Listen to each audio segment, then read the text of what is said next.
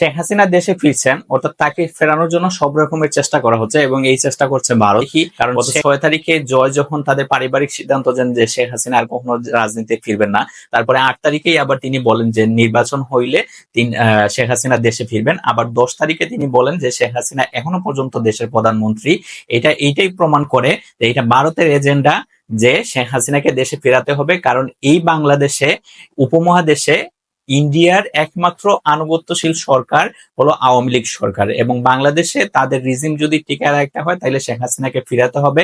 এই ফেরানোর জন্য যত ধরনের যত কিছু করা লাগে তারা সবকিছু করতে রাজি আছে। গোপালগঞ্জে শেখ হাসিনাকে ফিরিয়ে আনার জন্য বিশাল সমাবেশ হয়েছে এবং আজকে সন্ধ্যা পরে সেনাবাহিনীর গাড়িতে হলো যে 4টি সেনাবাহিনীর গাড়িতে হলো যে আগুন দেওয়া হয়েছে। এবং দেশ ত্যাগ করার পরে বিগত কিছুদিনে বেশ কিছু গুরুত্বপূর্ণ ঘটনা ঘটেছে। তার মধ্যে আজকের গুরুত্বপূর্ণ ঘটনা হলো সুপ্রিম কোর্ট, বাংলাদেশের প্রধান বিচারপতি সুপ্রিম কোর্ট এবং হাইকোর্ট বিভাগের সকল বিচারপতিদেরকে নিয়ে ফুল কোর্ট মিটিং ডেকেছিলেন এবং ধারণা করা হচ্ছিল যে তিনি এই মিটিং থেকে দেশের বিচার বিভাগকে কাজে লাগিয়ে এই অন্তর্বর্তীকালীন সরকারকে অবৈধ ঘোষণা দেওয়ার জন্য একটা টালবাহানা চলতেছিল বা একটা ষড়যন্ত্র চলছিল। পরবর্তীতে ছাত্র জনতা আবার হাইকোর্ট সুপ্রিম কোর্টে ঘেরাওয়ের ডাক দেন এবং পরবর্তীতে তারা আলটিমেটাম দেন যে প্রধান বিচারপতি সহ আপিল ডিভিশনের যে 7 বিচারপতি আছেন তাদেরকে পদত্যাগ করতে হবে এবং ফলশ্রুতিতে রায় 6 জন বিচারপতি প্রধান বিচারপতি সহ পদত্যাগ করছেন।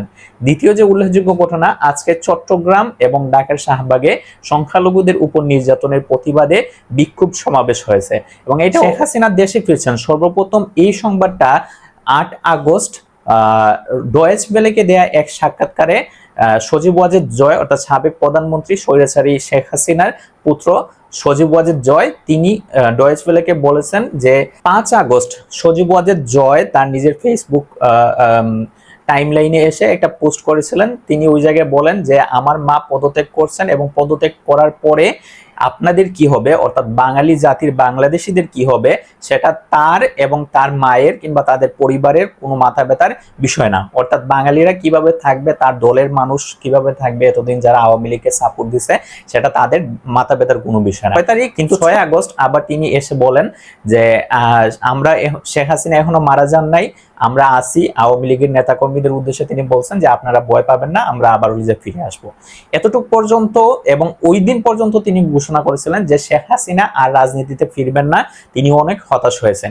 এই 5 এবং 6 তারিখের যে আলাপটা, এটা যদি আমরা ব্যক্তিগতভাবে দেখি তাইলে এটাকে আমরা বলতে পারি যে এটা শেখ পরিবারের একান্ত নিজস্ব পারিবারিক সিদ্ধান্ত। কিন্তু তারপরে যে ঘটনা প্রবাহ গুলা হয়েছে এটা আন্তর্জাতিক রাজনীতির একটা বহিঃপ্রকাশ। আন্তর্জাতিক রাজনীতি কেন বলবো, বাংলাদেশকে ঘিরে কিন্তু জিওপলিটিক্স অনেক যুগ যুগ ধরে আসছে। সেই বাংলাদেশের স্বাধীনতা থেকে শুরু করে 75 সালে মুজিব মারা যাওয়া, 81 সালে জিয়াউর রহমান মারা যাওয়া এবং বর্তমানে এই যে শেখ হাসিনা সরকারের পতন হলো, এর মধ্যে জিওপলিটিক্স আছে। জিওপলিটিক্সের বাইরে কিছু নাই।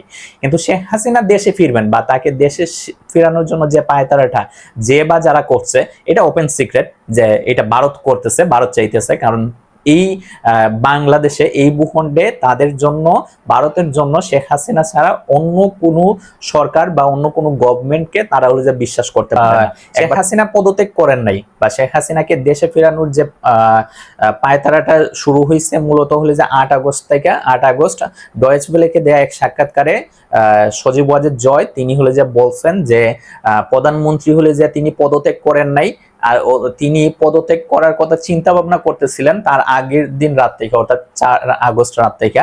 কিন্তু তিনি পদত্যাগ করতে পারেন নাই এবং পদত্যাগ পত্র তিনি একটা লিখতে চাইছিলেন এবং জাতির উদ্দেশ্যে একটা ভাষণ দিতে চাইছিলেন, সেটাও তাকে দিতে দেওয়া হয় নাই এবং ততক্ষণে আন্দোলনকারীরা গণভবন ঘেরাওয়ের দিকে যাচ্ছিল এবং এই জন্য তিনি প্রাণের বয়ে দেশ থেকে পালাতে বাধ্য হন।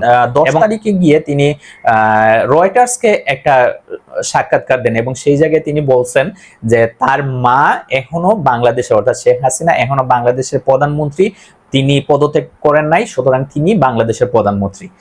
এই জায়গায় মূল খেলাটা যে শেখ হাসিনা তারপর থেকেই শুরু হইলো যে শেখ হাসিনা কি দেশে ফিরছেন, তাহলে কবে ফিরছেন, তিনি কি আদৌ বাংলাদেশের প্রধানমন্ত্রী?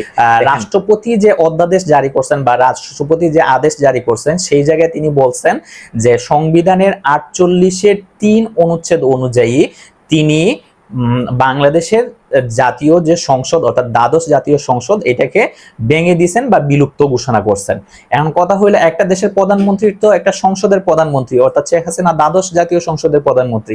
তাইলে দ্বাদশ জাতীয় সংসদই যদি রাষ্ট্রপতি ভেঙে দিলেন, তাইলে সংসদ যে জায়গায় নাই সেই জায়গায় প্রধানমন্ত্রী কিভাবে থাকেন? সংসদ নাই তার মানে হলো যে প্রধানমন্ত্রী নাই। বা প্রধানমন্ত্রী রাষ্ট্রপতিকে কি পরামর্শ দিয়েছেন সেটা কোনো আদালতে জবাবদিহির জন্য রাষ্ট্রপতি হলে যা বাধ্য না। রাষ্ট্রপতি প্রধানমন্ত্রীর কাছ থেকে কি পরামর্শ নিয়েছেন সেটা দেওয়ার জন্য জানানোর জন্য কোনো আদালতে তিনি বাধ্য না। পয়েন্ট এই জায়গায়।